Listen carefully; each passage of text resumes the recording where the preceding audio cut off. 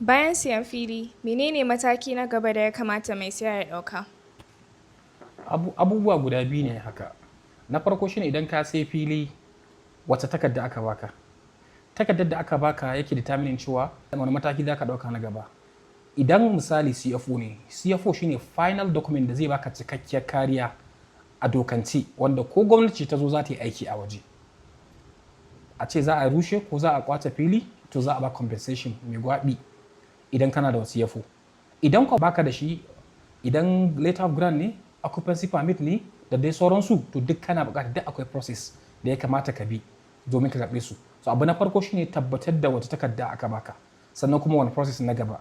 Sannan abu na biyu shine a ƙasa in an baka demarcation, yawanci in aka yanka layout abin da ake yi shine ana sa beacons.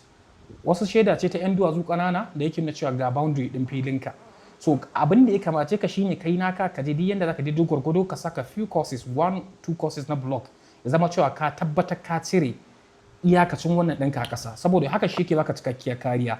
Wani sa'in mutane suna sakaci da haka sai ya zama cewa da ƙarshe suna dogaro da wannan beacons ɗin da aka sa, amma abin mai kyau shine ka tabbatar da wannan abubuwa.